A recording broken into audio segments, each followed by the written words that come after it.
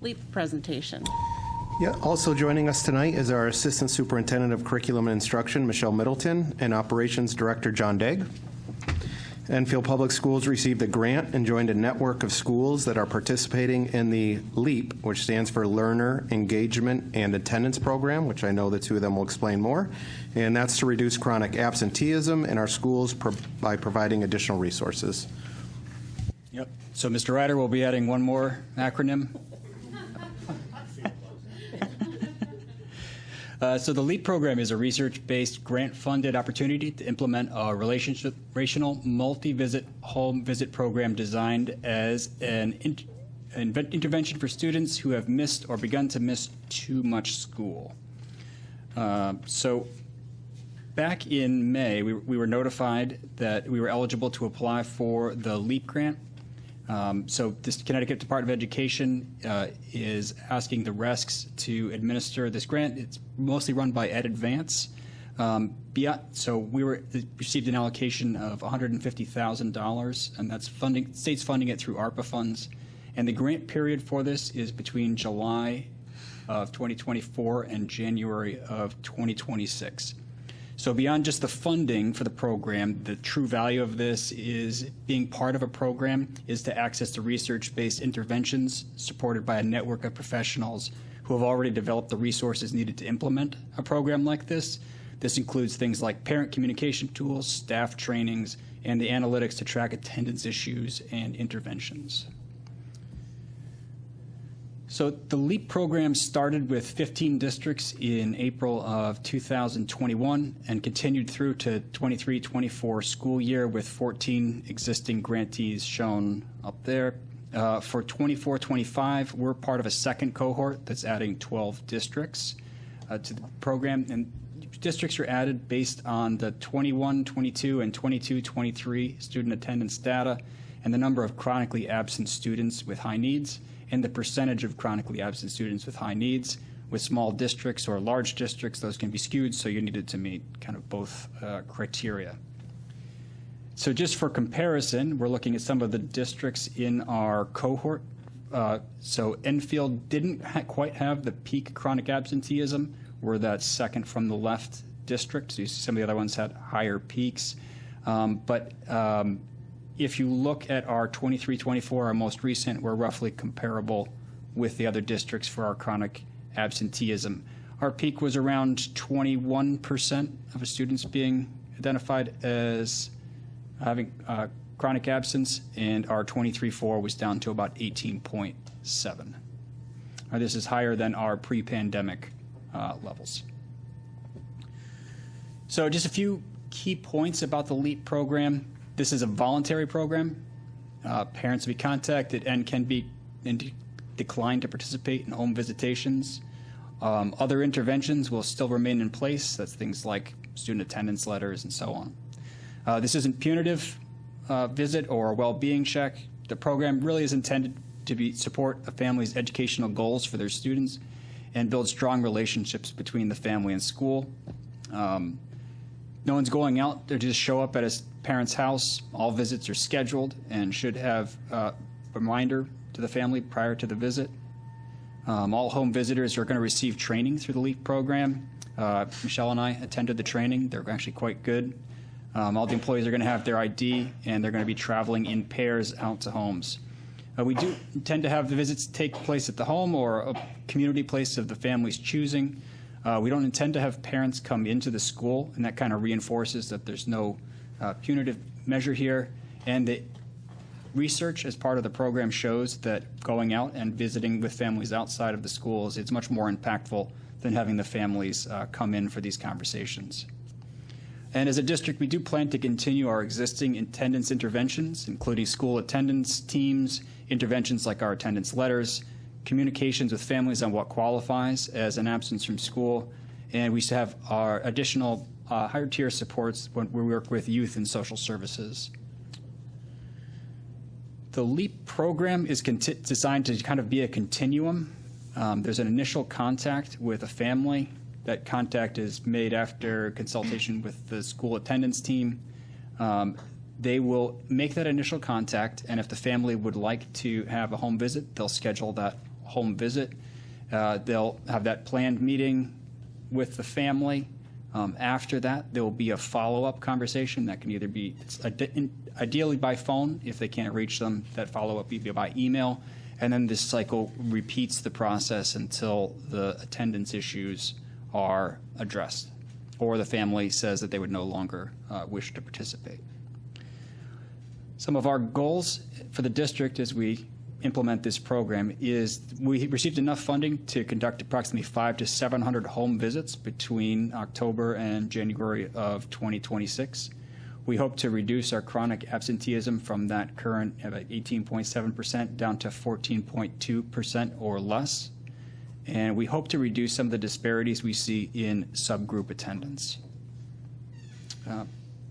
So the basic structure for how we intend to implement this includes having our existing school attendance committees. They're going to identify students or families with attendance issues, and they'll be the ones who ultimately assign home visitors. We intend to have home visiting teams at each of our schools, and they'll be the ones that give the contact information to those home visiting teams. The district attendance committee is going to meet monthly. They're going to review attendance data and assign the number of monthly home visits. The school attendance committees, if they were all working independently, there is a possibility that a parent has a student at an elementary, an intermediate, and the middle school. We wouldn't want to have 3 separate visits. If we can coordinate and consolidate, we might get more impact from that. And then I'll be serving as the LEAP coordinator. We'll be working with Ed Advance, who will be providing us monthly reports of our contacts. Each contact done by a home visitor is backed up by a Qualtrics survey, which has the student's information, but it also has the reason for the visit, home information about that, and that's how we're going to keep track of the program. I'll be also submitting the timesheets and payment, and I'll be there to address any programmatic challenges, and I'll be doing that mostly through our district attendance committee work. So the implementation plan for now is we have a posting for home visitors that closed at 4 o'clock today. I'm happy to say that we had 37 applicants. These are a range of professionals in our schools. These include teachers, behavior techs, clerical, school psychologists, so we have a broad range. And we have a good cross-sampling of all of the schools. Over the next few days, we'll be going through, trying to identify teams at schools, fill in where needed, and interview where we have more candidates than are possibly needed for each school site. District attendance committee work will start on September 26th for that first meeting, and for subsequent ones, we intend to include youth and social services just to make sure that they understand the difference between this kind of tier 2 level intervention and what we've been offering through our guidance, social workers, and the schools already with youth and social services. Home visits we plan to start in October after our district attendance meeting. They'll go back with the number of home visits that we anticipate at each school, and they'll assign those back to team members at their school, and they'll begin those initial contacts. And then for this program, we receive our data from the state on chronic absenteeism every September. So we'll have our years. We can also get attendance monthly from the state as well. We'll also get a LEAP update monthly. But I would like to share the results of this back with you September of next year, where we still have another several months in order to finish out the program in January. Are there any questions about the LEAP program? Jean, go first. Do you have a backup plan in case there are families who will resist, who will not want to Sure. do this? So we have 3 kind of tiers of support, right? So the first ones that go out are things like explanations of our attendance policies. What's considered an absence, what's considered in attendance at the school. And it's pretty straightforward for the state. If you're at school for more than half the day, you're in attendance. If you're not, you're absent. We do that. We have some communications that are going out, and we're going to be posting with this information to the school website. So that's kind of tier 1. Additional in that is we have our attendance letters that go out. So if you're at your 5 absences or 10 absences, depending upon the schools, that number can change. I think the high school puts it at 4. They're sending out a letter, but that just lets the families know that their students are getting close to meeting criteria for chronic absence or already are. So that's, again, just another kind of tier 1. There's phone calls that the admin or psychologist or counselors do if they notice patterns of attendance, and that's something that happens for everyone.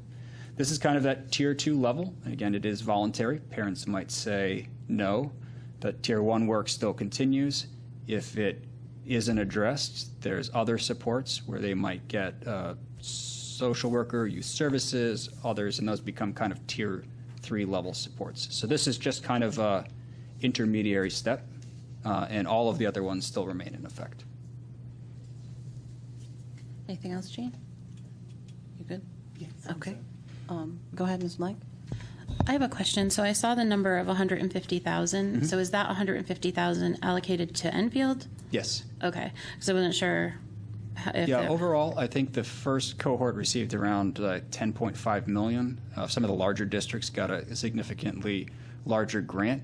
But for our population of chronically absent, this is actually a fairly significant amount of money. Because if you think of that, we're expecting between 500 and 700 home visits. That's a significant percentage of our students. And with some assumption that some families may not wish to participate in the program, we thought that Right. was a really quite generous and adequate amount for Right. the grant. So that was my question. I just want to say thank you for finding this grant money or applying for the grant and getting the money, because it's definitely an issue here in Enfield. And I think with our larger class sizes and different things going on within our district, that this is going to be needed more than ever. And it's a great way to connect with those families that might not have those connections already or are capable of forming those connections. I am thinking, just in the back of my head, with Jean and Dr. Jerry, this is right up your alley regarding the mental health initiatives. So this is probably of really interest to you. So I'm sure you're going to have questions and perhaps some data for you guys. So again, I appreciate your forward thinking, and I can't wait to see the connections that are made. Thank you. Dr. Callan. Thank you for that presentation. Is there, and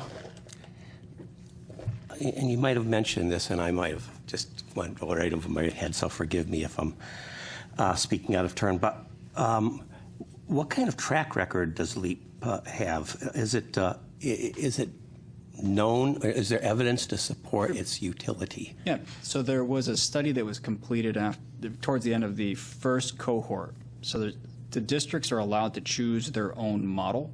So some districts saw more success than others. So for instance, we're choosing to offer this to staff, anyone at all of our schools, so that the students have someone they can relate back to at the school. So let's say it's a security guard or a school secretary or a behavior tech. It's someone they can see and relate back to daily at the school. Like, hey, I remember you.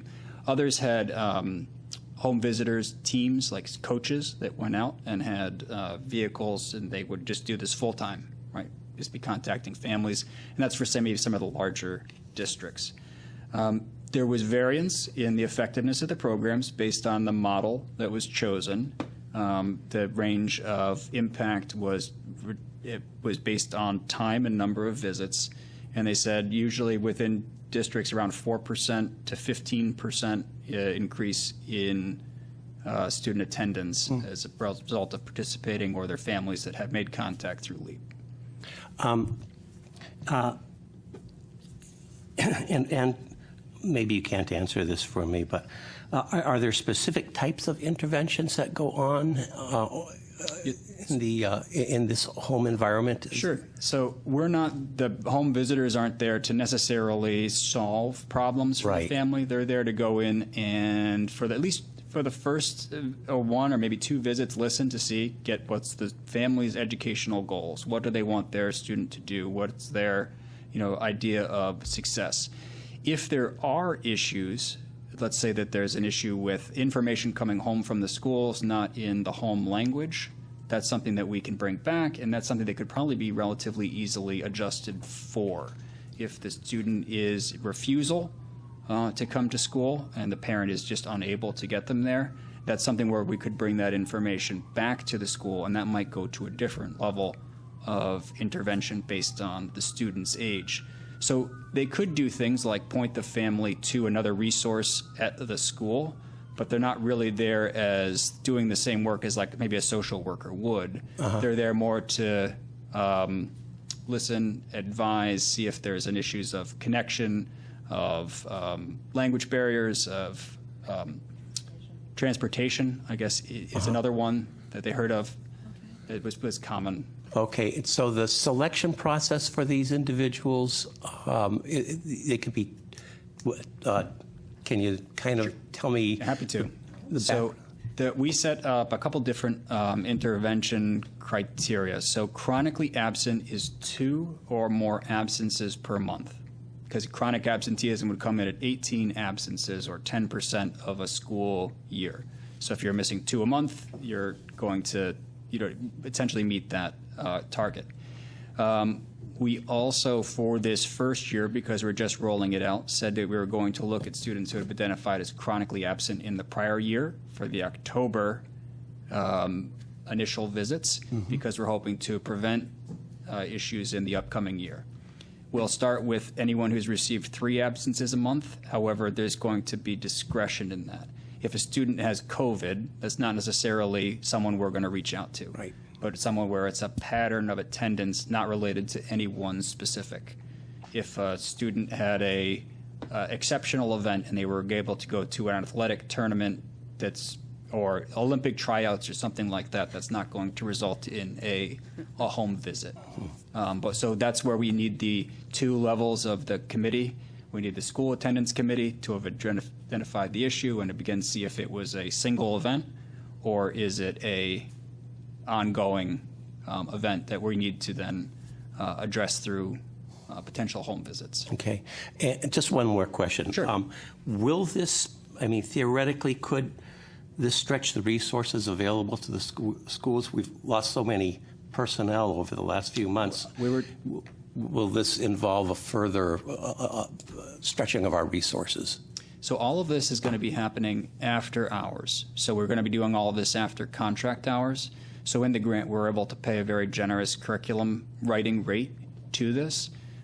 So there won't be any resources pulled from the schools during the day. They'll be making the contacts and having the home visits after school hours. Okay, fine. It sounds like a great program. Thank you. Ms. Pickett? Awesome. Thank you so much for this overview. I know a lot about LEAP, and I'm excited to see that we will be participating. So I have a couple questions, and one actually leads nicely into that last question that Dr. Calnan asked, and you did a really good job describing, so nice job. But one of my wonders is when I hear about our current model of providing tiered supports for intervention, something like a letter to me really isn't an intervention, it's a notification. So I'm excited about being able to be connected to a network of folks, get some additional training, and have this help us think about how we can do things differently. So when you were talking about the home visits and the purpose and then the data collection, I'm interested in how the district will use those home visit logs to better understand the barriers to attendance and like what can we do differently to make sure kids can come to school successfully. So I hope to hear some updates on that eventually. So I just want to make sure I'm clear on who the home visitor is. So I saw you said a posting went out. Yes. That's for like any staff member who Correct. might want to take on additional duties, certified, non-certified. Absolutely. Awesome. What a great opportunity. I think this model makes a lot of sense as far as connecting families to schools. I also think it'll help us assist in our family engagement activities. My one question is about the sustainability of this. So it is a grant. Has there been any conversation or kind of thinking about ways that we can ensure that this continues? Financially, no. I don't know that there is a plan at this point. We haven't discussed one. It is a considerable amount of money to be part of it. I think one of the benefits of this is we would have 18 months of practice in this, and individuals in the school who have received additional training will have seen how their data analytics system works, and we can take the practices, resources that are learned through this and improve some of our internal practices if we aren't able to continue with funding for this. So as this right now is funded through ARPA, if there was additional funding that came through from the state when ARPA funds end, we'd be happy to continue to offer it. If not, I think we would need to look at implementing some of these best practices that we learned through here in our internal systems. And it might be something where we continue with the district attendance team, right? And we use this for the skills and training and resources that we learned through this to improve some of our existing home visits that happen through our school counselors, admin, social workers, and so on. But I don't know that we could commit now, not having discussed this, put this into a budget to continue with this level beyond the scope of the grant. One last question, or one last just comment, and I think this is really important to reiterate, and I know you reiterated it a couple of times in the presentation, so thank you, that the home visit, it's not a bad thing. It's a relational, trying to get understanding, trying to access and gain information and insight. I do think it will be really important for how our district messages that and ensures that that's part of how we're getting information out, because the reality is it is a tiered intervention. Not everybody's going to get a home visit, so thinking about how we get that out to families and make it seem like it truly is, that is the purpose and that is what we're working to do. Yeah. So I think as part of, as we kind of roll this out, so we have our, Michelle and I have been to the district coordinator training. We also went and did the home visitor training just to see what it was like to go through, and so that we know what the resources are shared and what our teachers should expect. Our next step is that September 26th meeting where we have the vice principals at each school. One of them is selected to be the representative of their school attendance team. We're going to work through some of our last issues of communication around this. I envision that some of this information will be put right up on our district webpage with a link back to the school, so the parents will have a little bit more of a consistent expectation of what a LEAP visit looks like. Some better clarification on what is chronic absenteeism, what counts as that, so that if they are being contacted, there's an additional resource and place to point them to find information about the program if they were looking for more. thank you again. I would say as a parent, I was having some playground chat with some other parents and talking about chronic absence and how quickly it can add up. And even with like the doctor's note and the here or there absence, even if it's excused, it's still interrupted learning and the impact that has on students. And so getting that messaging out around kind of 10% of days at school and how much of an impact that has. And so thank you for paying attention to this and thank you for implementing it. Go ahead, Mr. Ryder. Just a quick question. I assume in the grant application process, we had to submit our chronic absenteeism numbers. Mm-hmm. And you mentioned somewhere between 500 and 750 visits. Is that individual students? Because that would be 15% of our student population. It wouldn't actually end up probably being individual students. So because it's cyclical, right, you could be going to the same family two or three times a year, as I'm talking with my hands. You could be going 2 or 3 times. So that we're just talking visits. It might not be that many individual students. And again, you have to assume a certain number of families are not going to wish to participate. Understood. And some of the students who might be identified, it may end up being corrected early, because there is just a certain number that after the initial contact, you know what I mean, the issue may resolve. Okay. But we did look at the number of students who are chronically absent, and it's a significant percentage of those. Okay. Anybody else?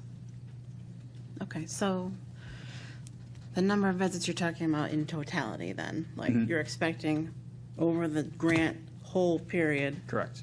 Okay. All right, so then the grant period, let me just dot my I's here. The grant is $150,000 and it's for 7/24 to 1/26. It's through January 31st, 26, but we'd end January 1st to make sure that we have the final payout for staff before the end of the month. Okay. All right. And then I'm glad that you brought up that you're going to put something on the website, because I was going to ask, like, how do people know what to expect when you get this? What to expect for, a home visit? So that would be good if that's up there, because I know that if somebody called me and was like, you need a home visit, then I'd be like, well, what are they going to do? Are they going to come here and ask? Through the training, I haven't spoken, so Yeah, go for it. I can't sit here and not speak the whole time. Yeah. Through the training, they actually have you do a scenario of Okay. of calling, like somebody is the caller and somebody's the parent, and then you usually switch, and you usually start out by saying that you don't bring up chronic absenteeism. You more like introduce yourself. You say that, which is why we wanted to have people at every school. You talk about, oh, you're John's mom. I've met him through whatever at school, and then you talk about maybe having a visit, and you give them the opportunity. You ask if they need, who would they like to have somebody with them? Where would they like to meet? So there's a lot of opportunity to make them feel comfortable, and it's not like it's this thing that's happening to them, like somebody just knocks on your door one day and says, hey, we're here Right. to talk about John not being at school. So it's a mindset shift, which I think is what Amanda was getting to how we look at these instances and how we interact with families. Mm-hmm. And the other thing is there's a call beforehand to set it up, to make sure they're willing. And you also say, you introduce yourself, and you say, you ask permission to bring the partner, your home visiting partner with you, so they're not surprised by somebody else showing up, and explain why you're bringing a second person. You work as a team, that type of thing. So the person making the call is The going to person be making one the of call is going to be one of the visitors. visitors. And you're talking to a parent or guardian that's going to be one of the people that you're meeting with. Sometimes they might want to bring somebody. Sometimes they might need language support. You ask if there's anything that they need in that way. Mm-hmm. Then you do a reminder call, like the day before, to make sure that you're still on. Then after, you do a follow-up call, because like John said, you're more talking about, like, is there some support that you would need? Is it a transportation thing? Is it something?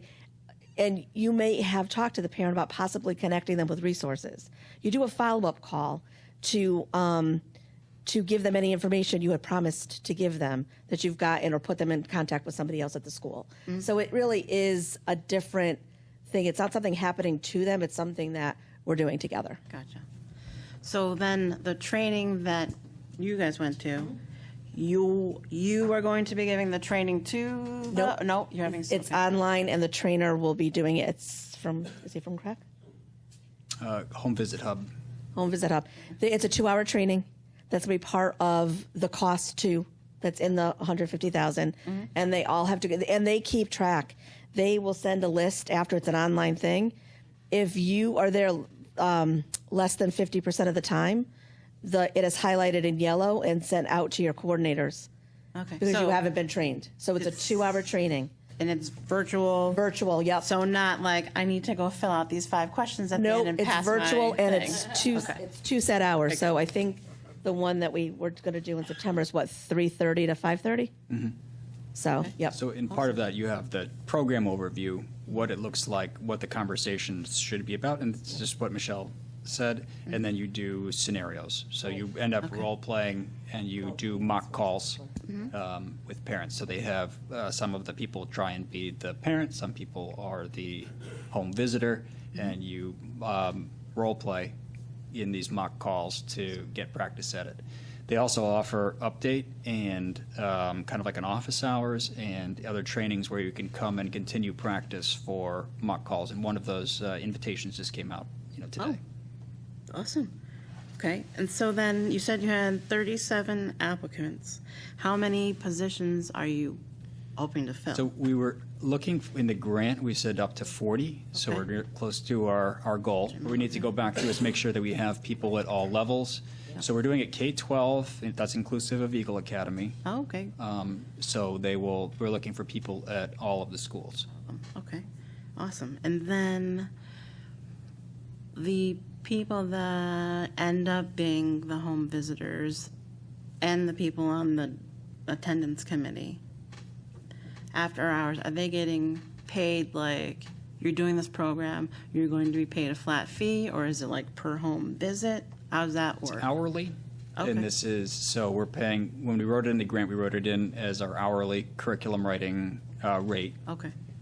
So they have to submit a timesheet. Okay. And as part of that, they also have their home visit log, so that says who is the visitor, who is completing it, and that goes with their timesheet. Awesome.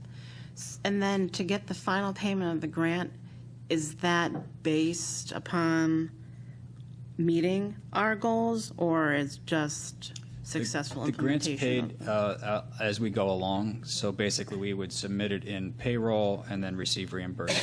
So we'd submit payroll, receive reimbursement. So we'll be drawing this down Yep. over the time. Okay. So we have to help to make sure we're on track for the goal, we have a in-person check-in meeting with our program coordinators as a district, and we have follow-up meetings with them to see where we are. So we'll need a cycle or two of monthly home visits to get our data, and then we'll discuss our data, and we'll be adjusting as we go through.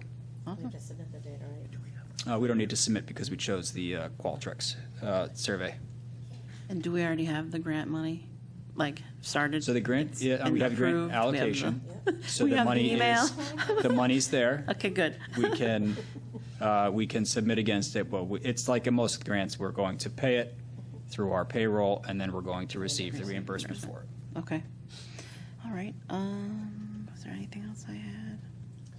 No, I mean, I'm excited to see this work. I know I see it on the news. Probably last month they were talking about giving additional funding. So I'm hoping that if we are successful, that the state will decide to continue funding it, and maybe we won't have to figure it out. Maybe it'll be presented to us. So thank you very much. I appreciate your presentation. It was great. All right, thank you. Cool. All right.